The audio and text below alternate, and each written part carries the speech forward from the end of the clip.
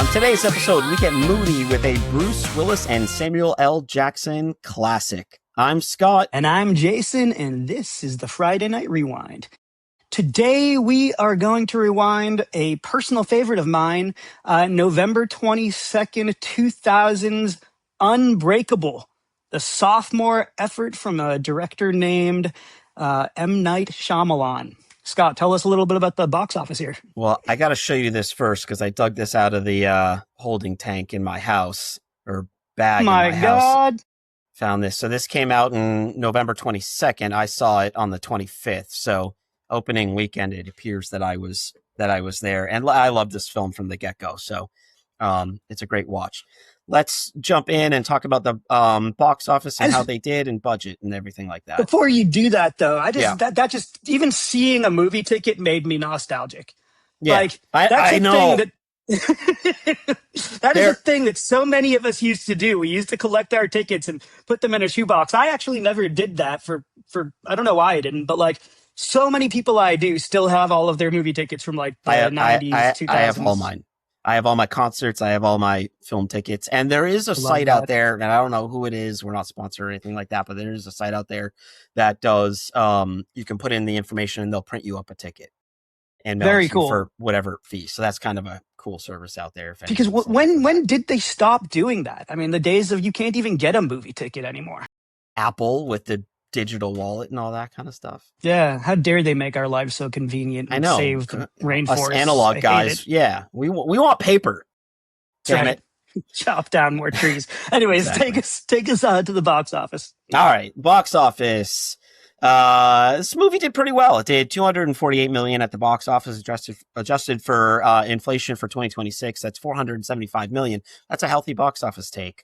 Budget on the film was $75 million. Again, just adjusted for inflation, we got $145.4 million. So I think that you'd call this a very successful film, almost $500 million by today's standards.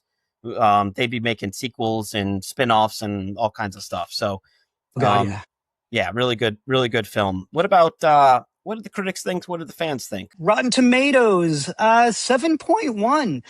71%. And then IMDb 7.3. So I swear, the IMDb conspiracy, I don't know who you folks are at IMDb and why the number 7, like, I don't know what it means, what kind of secret cabal y'all are in with the Illuminati and 7, but one of these days we are going to review a film that doesn't have 7 in it. 71% on Rotten Tomatoes. So critics were, mixed. And then 7.3 audience also mixed. All right. Unbreakable is about call him an average Joe, a guy named David Dunn who survives a train crash and with no injuries. Nothing's wrong with him. He walks away pretty clean. This leads to a realization that he harbors superhuman abilities. As he begins to grapple with this discovery, he comes to the attention of a disabled comic book store owner, Elijah Price, played by Samuel L. Jackson, who manipulates David into understanding him. So we've got let's say this is a little bit of like a cat and mouse, a little bit of an origin story, a very, very antagonist, protagonist type film where really the focus is on these kind of two individuals and how they're navigating. They're not really at odds with each other. They're not really working together. It's kind of ambiguous until we get into the movie a little bit. So until it's not. Yeah. Let's talk a little bit about, as you mentioned, the director, M. Night Shyamalan. He's also the writer on this film. So tell us about his background and what we've seen from him, and then we'll see in the future. I sure will. I have a lot to say about this man. I also just want to add to that little description there that not only was he a survivor of that train crash, but he was also the only survivor. Like this train crash was brutal. The train was like, yeah. So yeah, everyone else on the train mangled and dead, walks away completely unscathed. That's Bruce Willis for you. It is Bruce Willis for you. Oh man, Bruce. M. Night Shyamalan. Okay, M. Night. Before this film, he only had two credits. He had done a film called Wide Awake in 1998, which to this day I still haven't seen. And then he did a film the next year where he literally like exploded onto the Hollywood and pop culture scene. 1999, Sixth Sense. If you have not seen Sixth Sense, Sixth Sense is a modern horror classic. Are we talking modern anymore if it's 1999? I don't know. It's a horror classic. It is. It also stars Bruce Willis. It is a ghost story. It was very, very, very, very famous for like having a twist. I still remember like the TV ads for it back in the day were like, see the movie before the twist is ruined. And just really great movie. With a great twist that is still like, I wonder if that's a twist that even would work today. Because, anyways, we could do a whole show about Sixth Sense, probably will Yeah, at some point. maybe But we we are will. talking about Unbreakable. So that's where his career was before this movie. He was coming hot off the Sixth Sense. Literally every movie fan in the world was like, what's this guy gonna do next? Oh my God, I cannot wait to see what he does next. I remember the lead up to this film being like, oh my God, what's Shyamalan gonna do? And you know, I actually called this earlier his sophomoric effort, but I guess it's not because there was Wide Awake. So yeah, It kind of is. I That's think not we I really. think we kind of forget about that film though, right? Yeah. It's forgettable. I think it stars like Rosie O'Donnell or something like that.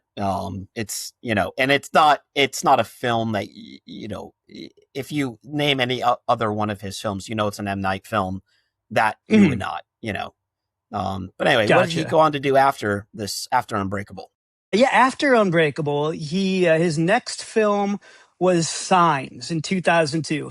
And I wanted to just pause there for a second because right before Signs was released, Newsweek, which is a magazine that once had a lot of clout, on August 5th in 2002, just days before Signs came out, had a cover story where M. Night was on the cover and it said, "The next Spielberg, Hollywood's hottest news storyteller."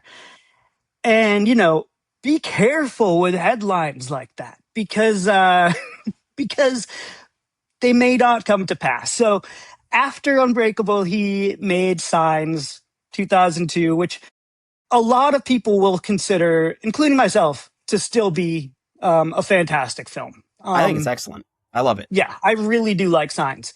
After Signs, came out with The Village in 2004, and that was where the paint sort of started to thin, I think, where some of the gloss started to wear off. That was a film that I think people have like mixed feelings about. And then after The Village, he came out with a film called Lady in the Water, which was based on like a story that he made up to tell his kids at night or something like that, and was just an absolute failure critically and commercially. Then he followed it up with his first R-rated movie, which is a Mark Wahlberg film called The Happening, which again, huge failure. And then he did a live action adaptation of Avatar: The Last Airbender, which was a bomb. Another film called After Earth, which I never saw, had Will Smith in it with Will Smith's kid, which I guess is like an Horrible. advertisement for Scientology. Yeah. So another total bomb. And then though, I will say that like he had what a lot of us call the Shyamalan Renaissance. He came out with a found footage film called The Visit, which I absolutely love. Then he made a film called Split, which we're going to talk about later. Another film called Glass, which we are also going to talk about later. A film called Old, which I enjoy. I like Old. Okay, It's not great, but like it's okay. And then his most recent film was called Knock at the Cabin, which I don't know. I I feel didn't like see he's that. maybe a little bit on a downward trajectory again with Knock at the Cabin, based on a novel by an author named Paul Tremblay. Novel was a lot better than the movie. Okay. Same old song and dance. So that's where we are. That's M. Night Shyamalan. That's where he was in his career when this started out, and where he went after that. So let's move on, though. Why don't you tell us a little bit about the cinematographer and a little about the music for this film? All right, cinematographer is Eduardo Serra. He prior to this film had done a number of French films. Then in '97 he did Wings of the Dove. '98 he did What Dreams May Come, which is a film I really enjoy. It's a little bit of one of those like downer upper type emotional roller coaster type films, but I've always really loved it. And Robin Williams gives a really good mix of dramatic and comedic performance in that film, which I always find tough to do when you're switching, you know, having that switch go off in your head. Like now I've got to be dramatic, now I've got to be comedic. It's um, I feel like that would be a tough job. After Unbreakable, he did Girl with the Pearl Earring in 2003, Blood Diamond in 2006, Defiance in 2008, and then Harry Potter, Deathly Hallows Part 1 and 2 in 10 and 11. So definitely a good resume from him. And I thought he really shot the film Unbreakable really well. And we could talk about some of that in a little bit here. Let's move on to music and composer. We got James Newton Howard. I think we might have talked about him before, but So he good. is such a good composer. So prior to this film, 84 he did Dune. 89 he did Major League, which I feel like we have to do a pod on Major League because that is like to some people the definitive baseball film. Not necessarily to me, but it's got to be in the top five, at least part of the conversation. Willie Mays He, Hayes. yeah, he also did Pretty Woman in 1990, Glenn Ross in 92, The Fugitive in 93, Wyatt Earp in 94. We've had some discussion about Wyatt Earp and Tombstone, and you know which people like better, which critics like better. So Tombstone's way better. Wyatt Earp's way better. Yeah, Let's fight. Jinx. All right. After he also did Sixth Sense. Obviously done Unbreakable. He did Batman Begins. He did Blood Diamond. I Am Legend. James Newton Howard is just a wonderful composer and one of those guys who really creates real textile mood with what he's writing musically. So just a fun guy to listen to and check out his soundtracks because they're really good. Tell us a little bit about some of the actors in this film, Jason. Yeah, man. Let's start with Bruce Willis. Bruce Willis. Bruce Willis. A lot of people forget started off as a comedic actor. He was on a series called Moonlighting from 1985 to 1989. His big cinematic break was in a film called Die Hard, 1988. We've talked about Die Hard at least once on this show. Die Hard, it's Die Hard. Look Who's Talking went back to comedy kind of, so doing some voice acting. And Look Who's Talking, he was the voice of a baby. Right? Isn't that, yeah? Look Who's Talking is about like a baby and what the baby's thinking. After that, one of my favorites was The Last Boy Scout, 1991, action classic. There's a line Shane Black film. from The Last Boy Scout that when who's the partner in that? Damon Wayans. Damon Wayans when he goes, I like Prince. I don't know why I say that all the time. Anyway, go ahead.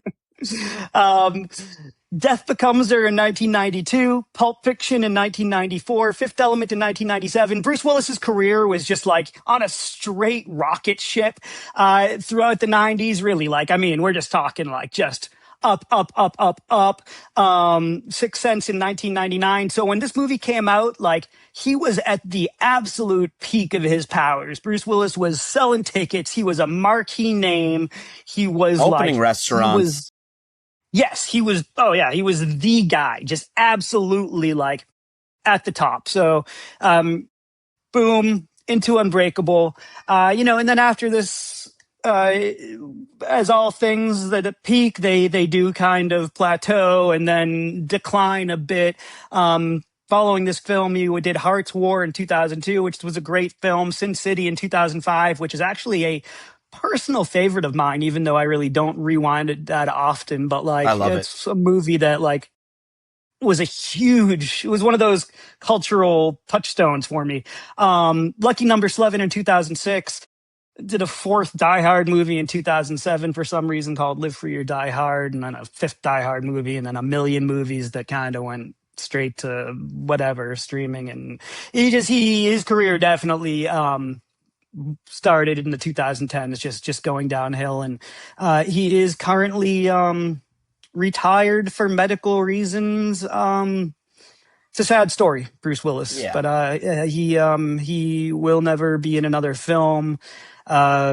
Wish him well, though. Bruce Willis is one of those guys who he collected lunchboxes. I don't know why that's a fact that I remember about him, but I learned That is a that fun like one. long ago and thought it was endearing. Yeah, Yeah. he's one of those actors who seemed like a genuinely decent guy.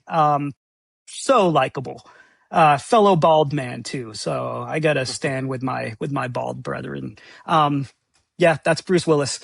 There you Tell us go. a little bit about his co-star though, Mr. All right. Samuel L.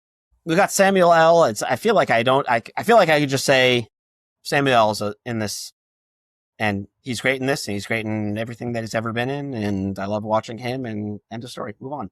But let's give a little context to what he's done with his career. So prior to coming to America in '98, Do the Right Thing in '88, Do the Right Thing in '89, Goodfellas in '90. If you don't remember him, Goodfellas, yes, just a tiny part in that. Patriot Games '92. I thought he was excellent in that as well. Jurassic Park, True Romance in '93. True Romance is. Let me pause for 1 second. Again, and tiny say, part. Tiny part, but so excellent. True Romance. Whenever I tell people that I am a film fanatic and I've probably seen 6,000 to 7,000 films and shows and whatnot, people inevitably, or I do a podcast, people inevitably ask, "What's your favorite film?" And I know you get that question, and it's impossible to answer. But True Romance may be my favorite film. I think it's fun for all the right reasons, and it's an easy one for me to always go back to.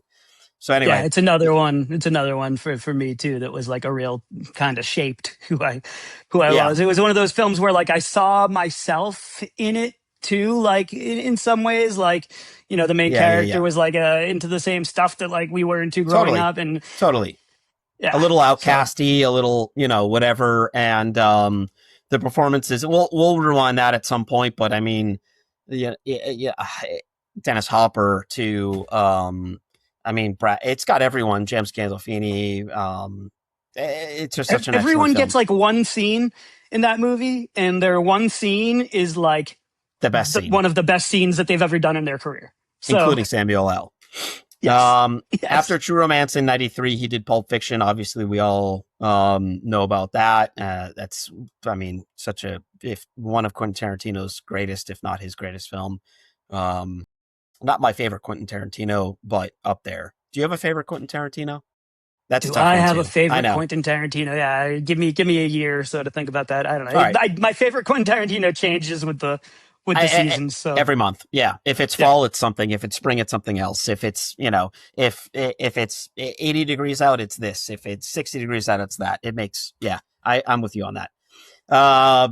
So after Unbreakable, it's Samuel L. Jackson. We really don't need to mention, but Iron Man, he really paved the way for what Marvel became, and was in like every one of those films in some way, if not in a post-credit or a tiny scene here and there and whatever. Obviously Avengers in 12 and Django Unchained in 2012. I thought Django Unchained was one of his greatest parts. He just did that part so well. Vicious. Yeah. Hateful Eight, which may be one of that may be my favorite Quentin Tarantino. That was 2015. Okay. I know. All right, whatever. We'll move on. And then Glass in 2019, where he came back to reprise his role as Elijah.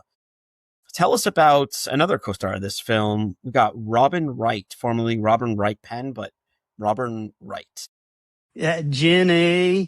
I feel like everybody I feel like when you think about Robin Wright, there's like three roles that everybody just goes to right away, and that's Jen A. from Forrest Gump, Tulip from Princess Bride. Tulip? Is that her name in Princess Bride? Okay. Yeah, and House of Cards, whoever she played in House of Cards. I forget the name of that character. But tremendous actress. Prior to this film, Princess Bride, 1987, State of Grace in 1990, which is one that I've Yeah, well, I would like to rewind that sometime soon.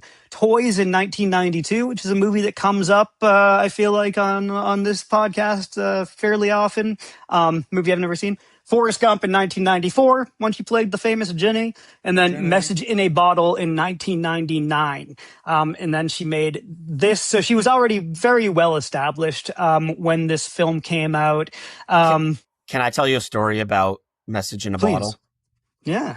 So I had just started dating who would become my wife, and I meet her best friend for the first time, and we decide to go see a movie out in northwestern Connecticut. And I'm sitting in between them, and I think we're 18, 19. Can't remember. I actually have the tickets up someplace, I'm sure. They both are hysterically crying on either side of me this entire film. And I'm sitting with like popcorn and a soda or something like that, and I'm like, how in the hell do I get myself out of this situation? Like what? I am stuck here for 2 hours with these two very emotional, crying young women, and one of them who I've been dating, and the other one who would become my sort of second wife, and and I'm like, this is not a good sign. It's not a good sign. But anyway, go on. And here you are, what, 30 years later, almost 30 happily years married later. and Yeah. sending your only child off to college. So there you go. I guess it worked out. Good for you. Who are we talking about? We're talking about Robin Wright, Robin Wright, and what she did after Unbreakable. She went on, she was in a movie called State of Play in 2009, Girl with the Dragon Tattoo 2011. Fantastic role in Blade Runner 2049, which totally agree. Came out in 2017. Is that right? Yeah. Is that a typo? No. Blade Runner 2049 is almost 10 years old now. That is okay. Sunrise, sunset. That's blowing my mind. Blade Runner and Blade Runner's sequel are movies that we have to talk about a lot at some point. Tremendous films. I actually think that Blade Runner 2049, now that it's aged almost 10 years, my goodness, is up there with the original. And Robin Wright is really, really excellent in it. She was in Wonder Woman in 2017, which is another one that I can't believe is 10 years old. And then she starred on House of Cards from 2013 to 2018. Also can't believe that show's as old as it is now. All right. We just aged like 10 years just sitting here talking. We're fucking old. I know. Well, it's not only are we fucking old, but like time, there's that 2020 effect where like time somehow like has like done this like weird, anyways, there's probably a million podcasts out there devoted just to talking about the 2020 effect and everything. So let's not get too far into that. Or I might have just invented that. Did I just coin the term, the 2020 effect? Patent pending. All right, cool. Lawyers, contact us. Trademark. So, who played Bruce Willis's son in this movie? All right, this is a great young actor named Spencer Treat Clark. Prior to this film, he did Arlington Road and Double Jeopardy in 1999. He was famously Lucius in Gladiator in 2020, and after Unbreakable, he was really at the starting point of his career. He was in Mystic River, which I thought he was fantastic in that. I really think he did a great job. And then reprised his characters, his part in Glass in 2019. And I just want to say for the record, Spencer Treat Clark, if you're listening, I don't know why the fuck you weren't in Gladiator 2. You should have been in that. It makes no sense to me why you weren't. Continuity's sake and all that kind of stuff. I kind of see why, with the storyline, maybe they would have wanted someone to have looked a little bit closer to Russell Crowe and Maximus, but man, you should have been in that. I don't know why you wouldn't have been, or who you pissed off, but we're team Spencer Treat Clark over here, and we think you're a great actor. And I'll say this, I think Gladiator 2 would have been much better had you been in it. So yeah, you might have saved that piece of shit. You might have. All right. Spencer, we love you. Yeah, we love you. Tell us about give us some background information on M. Night Shyamalan Ding Dong's Unbreakable. Yeah. So, when he conceived of the idea for this film, Unbreakable, the outline had like a comic book's traditional three-part structure in it. The superhero's birth, his struggles against general evildoers, and then ultimately his ultimate battle against his arch enemy. He found himself like really most attracted to the birth section of the screenplay and just decided to like really focus in on that. And so Unbreakable is really just the origin story of a superhero. It ends where like it's the first act of a superhero movie. Like think Yeah, about yeah. like any other superhero movie that you've seen where like 25 minutes into it, like the hero like gets his powers, knows what he's doing, and is about to like go and start the movie. That's where this movie ends. This movie ends at that moment. Shyamalan gave Walt Disney Studios a first look deal for Unbreakable. And in return, Disney purchased Shyamalan's screenplay at a spec script record for $5 million. At the time, that was the most a spec script had ever sold for. He was also given another $5 million to direct. So they were really, Lady Latte is trying to sabotage this podcast. It's always someone. So they really put a lot of faith into him for this film. Shortly after production began, Julianne Moore was originally cast as Audrey, David's wife, and dropped out in March of 2000 to take on the role of Clarice Starling in Hannibal. Shyamalan and cinematographer Eduardo Serra chose several camera angles to simulate the look of a comic book panel. You'll notice if you watch this film that like just a lot of it is shot like I know you're going to talk about this later, Scott, but a lot of this movie is shot as if you are looking at a comic book. There were various visual narrative motifs that were also applied in this film. Several scenes relating to the Mr. Glass character involve glass. As a newborn, he's primarily seen reflected in mirrors, and as a young child, he is seen reflected in a blank TV screen. When he leaves his calling card on the windshield of David Dunn's car, he's reflected in a glass frame in his art gallery. Jackson actually requested that his walking stick be made of glass just to make his character more menacing. And using purple as Mr. Glass's color to David Dunn's green was also Jackson's idea. Jackson famously just loves purple. He also demanded that his lightsaber be purple in Star Wars, I remember. And Mr. Glass's wig was modeled after Frederick Douglass. Like you mentioned just a second ago, for me, the level of detail that M. Night puts into his films are really what stand out to me, and the way that, like you said, the framing of this film. So, if you so his films to me are better on the rewind, right? You see him for the first time, and you will definitely, if you've never seen this film, you will absolutely love it the first time. You will, if you see it a second time or you haven't seen it in a long time and you go to revisit this, what I would suggest is pay attention to how the framing is set up in a lot of the scenes. And they're really, the director is, okay, there's the beginning scene where Bruce Willis is on the train. He's talking to a young girl. He's having some marital problems. And the way that they frame out this scene is they're filming it between two seats. And they're bouncing back and forth between the girl and Bruce Willis and the girl and Bruce Willis.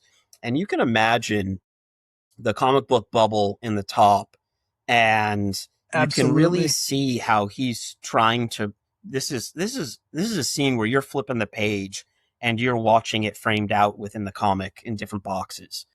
The other thing that I really love about this, and something that stood out to me, is just the use of color and how important it is in especially in comic books. You will, if you're a comic book fan, you obviously recognize that most comic book heroes, villains have a certain color scheme, and M. Night really emphasizes that in this film. Bruce Willis is really like a green motif, green color. Um, Obviously, Samuel and the character of Elijah is purple. But you'll see that all around them in various scenes. So that's what did it for me. What about you? What do you think? What are some standout scenes that you loved about this film? All of just like the comic book, um, the sort of like him learning about his powers and like coming to accept who he was and what his potential is. There's a scene when he's like lifting weights with his son in their basement, and he like is surprised to learn how much he just bench pressed. He's like, "Oh my god, that's more than I ever did." And he just keeps having his son like put on more weight, and it's like just this really kind of fun, tender scene between like a father and son where they're like sort of coming to this realization together. And like one, there's a shot where there's like, because they used all of the weights they had, there's like paint cans Yeah, yeah. like hanging off the side of the barbell to like add weight to it. And then so basically like his superpowers are, they're like a little bit ambiguous, like what his superpowers are. They never like completely describe them, but it's so he's got like impenetrable skin, and he's obviously unbreakable, sort of super, strength that maybe reaches like, a human upper limit. And then also he sort of has this ability to like, when he touches people, when he makes any kind of contact with them, he can like see if they've committed a crime, which I know is like a little bit, It's almost like a he senses the evil maybe like right. in people. So like there is a scene when he has like kind of understood really that he has that ability, and he goes to a train station, and he sort of just stands there with his arms out, and James Newton Howard's amazing score is like playing, and sort of like It's the David it's Dunn theme rising. song is Yeah, like yeah, is rising. And as it's rising, like we're getting like these little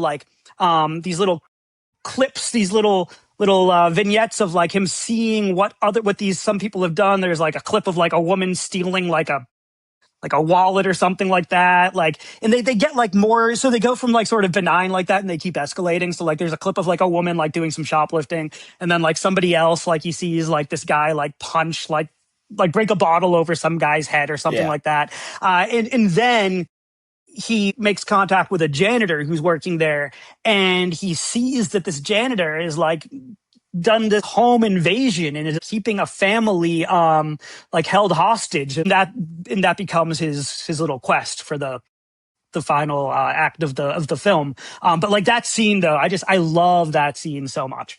So yeah, that Yeah. is. That's up there. It's one of the yeah. It's a great scene. It's very emotional. It feels like um you're in that moment with him, kind of, if that makes sense.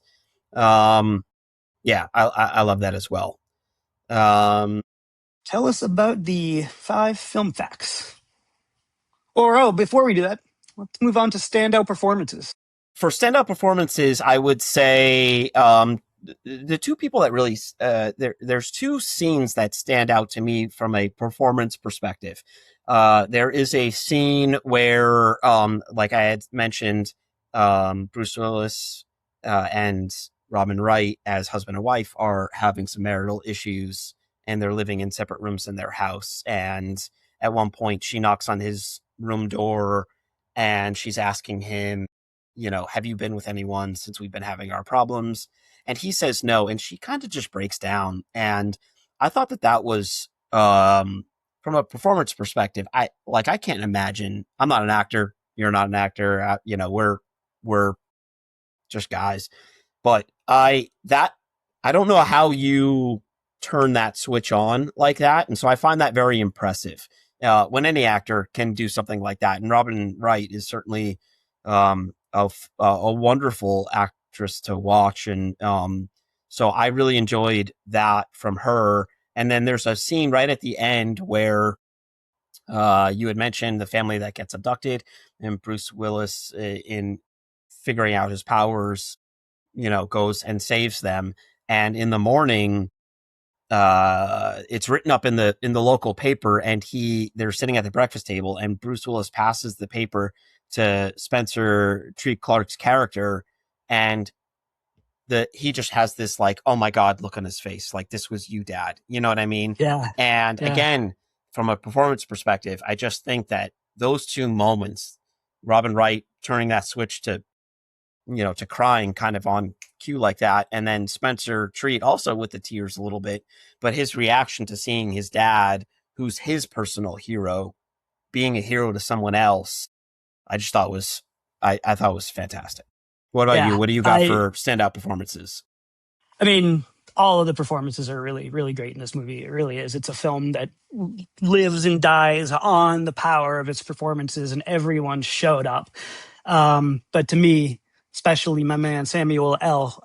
When I think about Samuel L. Jackson's legendary career of 8 million movies, this one really like always if like I'm thinking like, okay, like what are Samuel L. Jackson's greatest films, like what will he inevitably be remembered for one day, what are his greatest roles?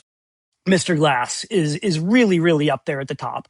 We're going to talk a little bit about some spoilers, by the way. I just wanted to get into that. Some spoilers about Samuel L. Jackson's character. So if like you really want to, if you have never seen Unbreakable and you like really just want to go into it completely safe, I guess stop listening now and then go watch the movie and come back afterwards, because we do have to talk about Samuel L. Jackson's character a little bit. But also, like, I will say this, that the spoiler that we're going to talk about, if you've seen a superhero movie in the past 20 years, and there's been 1,000 of them in the past 20 years, I think that you're kind of going to understand it like right away. So, it does turn out at the end of the film that Samuel L. Jackson's character is the arch nemesis to David Dunn's superhero, and that they will, like on a longer timeline, go on to be each other's Batman and Joker and things like that.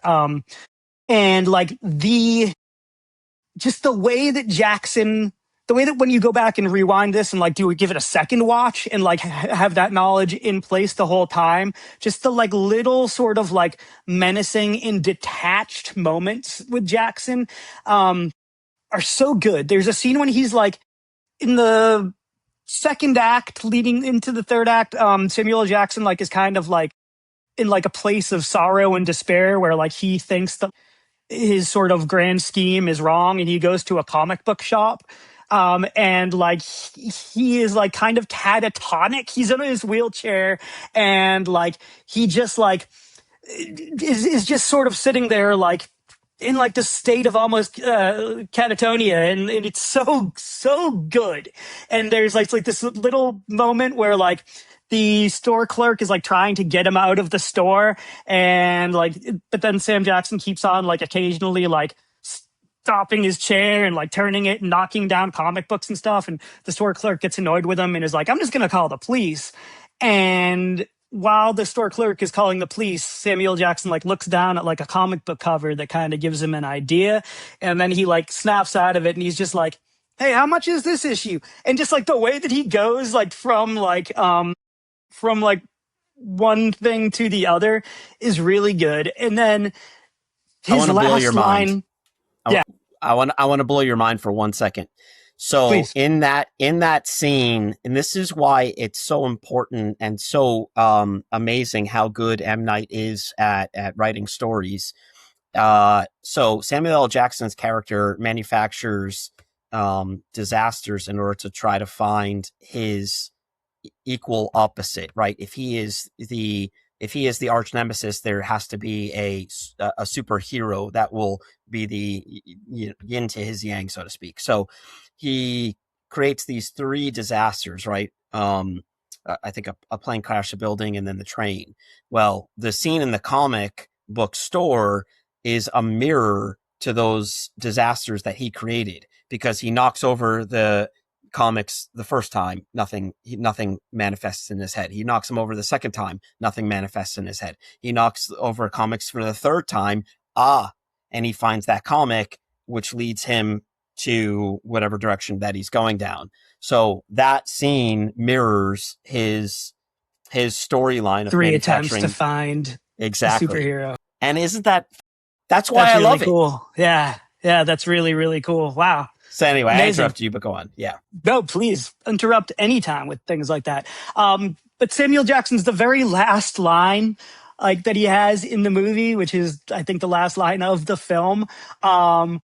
Where like so there's this amazing the last scene of the film is like where David Dunn, Bruce Willis's character, goes to see Elijah, Samuel Jackson's character, and is like, "Thank you for finding me. Yes, it turns out I am a superhero. I was able to save this family. Like, thank you for helping me realize my potential." And then Samuel Jackson is like, "I think it's time that you and I shook hands." And you realize, like, oh yeah, they haven't touched. And so he takes off his glove and they shake hands, and that's when you see that, like, yes, like Samuel Jackson manufactured these three horrific incidents that killed hundreds and hundreds of people to find someone who escaped unscathed and proved his theory that like superheroes could exist and that there was an opposite of him out there.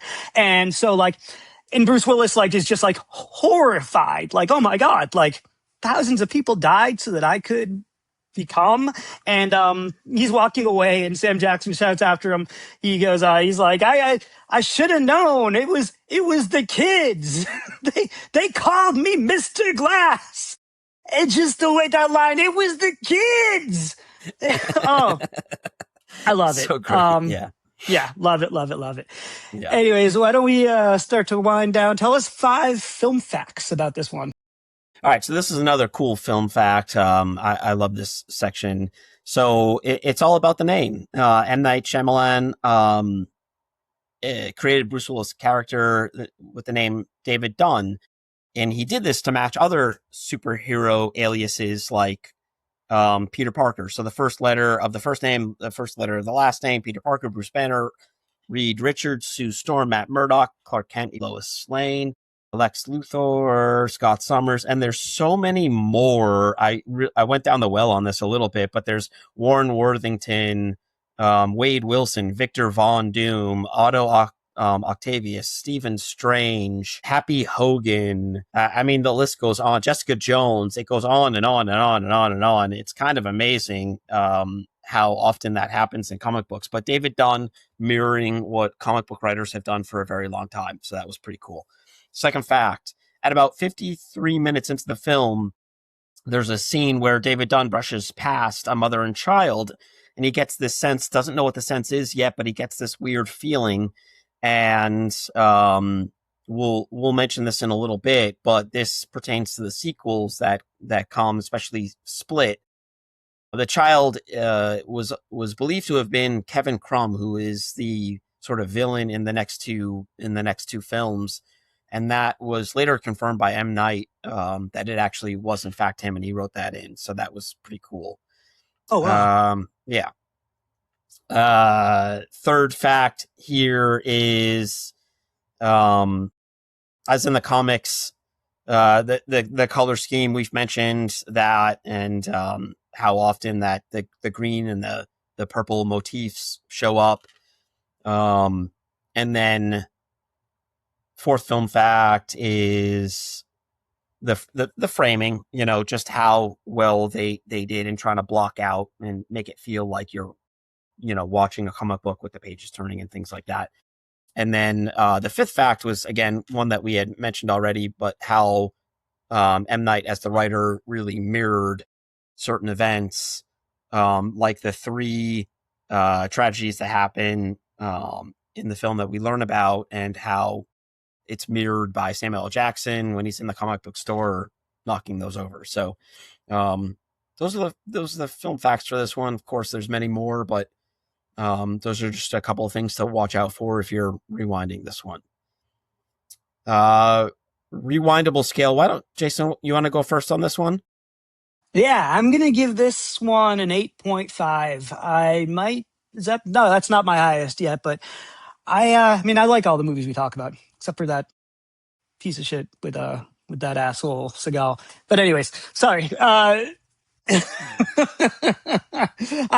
no, 8.5. I really, really, really enjoy the hell out of this movie. And when this movie came out too, like this was another one of those movies like True Romance, like Sin City, that was like a personal sort of moment for me. I was such a fan of Sixth Sense, and so this movie, like the lead up to this movie, the ramp up to this movie, all the trailers and everything. I just remember being so incredibly excited for this one, buying it on DVD. This was just one of those movies that, like, when I was working in a video store back when this movie came out, like, it was one of those movies that I like. Just, have you seen Unbreakable? Everyone who came in, like, who was looking for a movie to watch Unbreakable, watch Unbreakable, watch Unbreakable.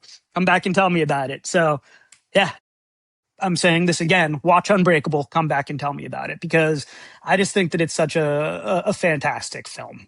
Scott, how about you?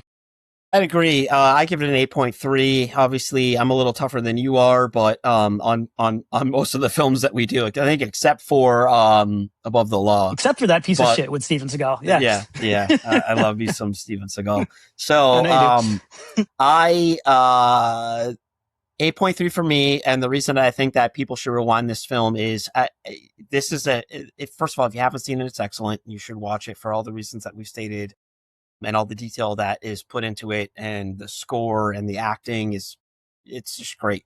The reason that I would tell people to rewind this film is because it's absolutely it's a better film the more you watch it. The more you watch this, the more detail you get, and it is just so much better the more that you see it. So I would say go ahead and watch it. Keep an eye out for all that little detail that we were talking about for the past little bit. And I don't think that you'll be disappointed. If you are, it's Jason's fault. If you love it, thank me. You're welcome. As is always the case, yeah. Yeah. Tell us a little bit about the legacy of this film. Where did it lead to? We talked a little bit about it, but just give us a little bit of information on some of the sequel films that come from this. So this film was always intended to be like the first of a trilogy. But it took a long, long time. What year did, I'm trying to find out real quick, what year did Split come out? Yeah, Split was 2016, Glass was 2019. Okay, so yeah, it took 16 years, which is like insane. And Split was a secret sequel to Unbreakable. I actually was working at the Alamo Drafthouse when the film had its world premiere, so I got to see the audience reaction. M. Night was in attendance as well for the film, and I got to see the audience reaction to that's awesome. The reveal that it was a sequel, and it was really cool. So this Split is a completely unrelated movie, like on the surface, but then there's a post-credit stinger that reveals that it's in the same universe as Unbreakable. And like it blew people's minds when it came out, because it was like, oh wow, there's people who were fans of this movie who were waiting 16 years and just thought that the movie was never, ever, ever going to happen. And it did. And, you know, Split is like, I actually restarted Split last night. I'm going to finish it later today. It's really good. I know, Scotty, you're not a huge fan of it.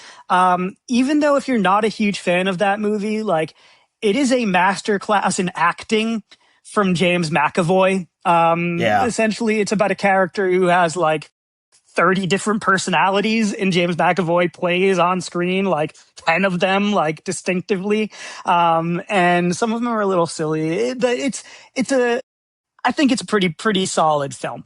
And then Glass was the film that like brought everything together. Glass was a film where like you had that character from Split, you had Samuel L. Jackson's Mr. Glass, and you had Bruce Willis returning in a more than a cameo role like for the film. And it's a film that like that's grown on me a lot. It's the very first time I saw it, I remember I actually saw it in like a triple feature.